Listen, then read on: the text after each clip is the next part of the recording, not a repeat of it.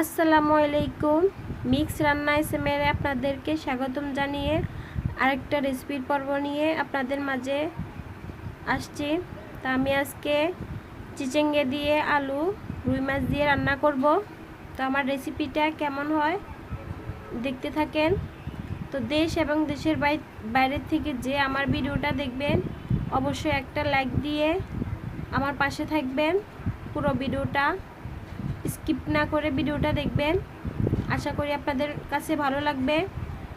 তো আমি এখানে 3টা আলু নিয়ে নিছি, এখানে 1 কেজি চিচিঙ্গা নিয়ে নিছি, একটা রুই মাছ নিয়ে নিলাম।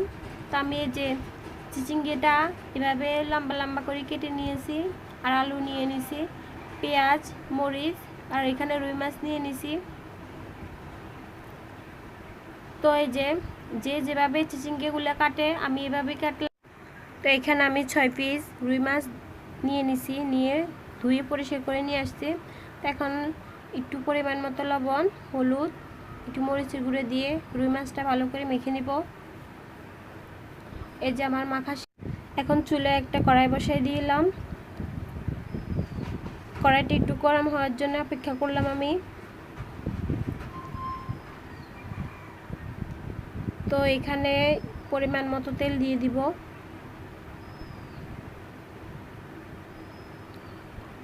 তেলটা ভালোভাবে গরম হয়ে গেছে।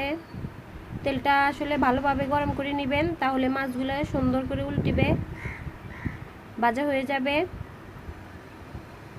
তা আমি রুই মাছগুলো সব মাছ দিয়ে দিলাম।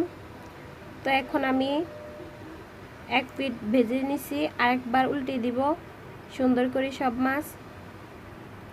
2 পিঠ ভেজে মাছগুলো আমি উঠিয়ে নিব। এই যে আমার মাছগুলো ভাজা শেষ, আমি এখন মাছটা উঠিয়ে নিব।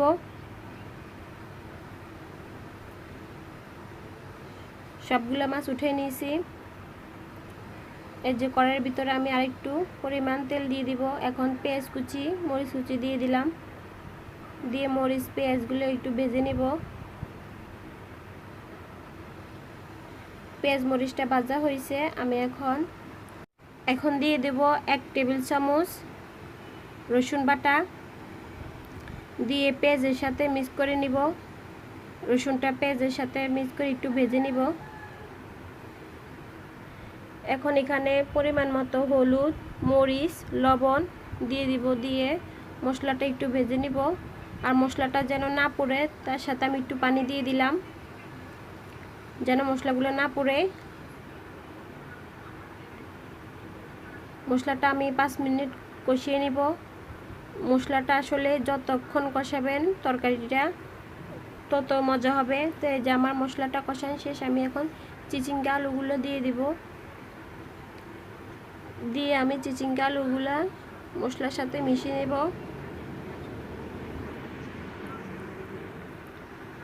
এই যে মশলার সাথে সব মিশিয়ে নিলাম।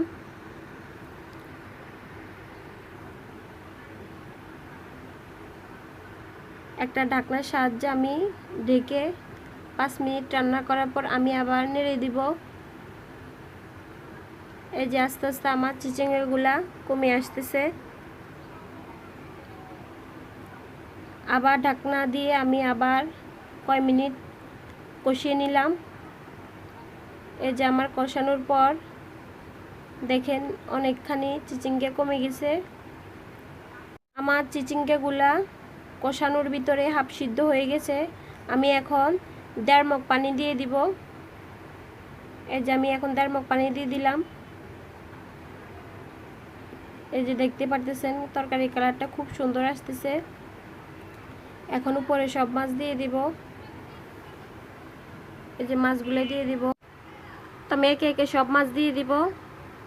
সব মাছ দিয়ে আমি সুন্দর করে আবার 10 মিনিট রান্না করে নিব। এভাবে চিচিঙ্গা রান্নাটা মজাই লাগবে, এভাবে রান্না করে দেখবেন আপনারা। এই যে আমার চিচিঙ্গাগুলা প্রায় হয়ে গেছে। আমি এখন চিচিঙ্গাগুলা নামিয়ে নিব। মাঝে মধ্যে আমি চিচিঙ্গাগুলা এভাবে নাড়ি দিব, নাড়লে বেশিভাবে নাড়লে আমার মাছটা ভেঙে যেতে পারে।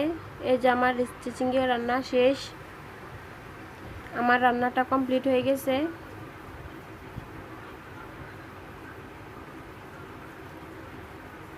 আমি এখন পরিবেশন করে দেখাবো।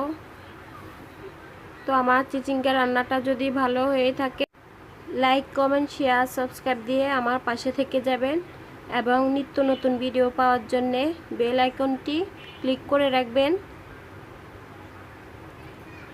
সবাই ভালো থাকবেন, সুস্থ থাকবেন।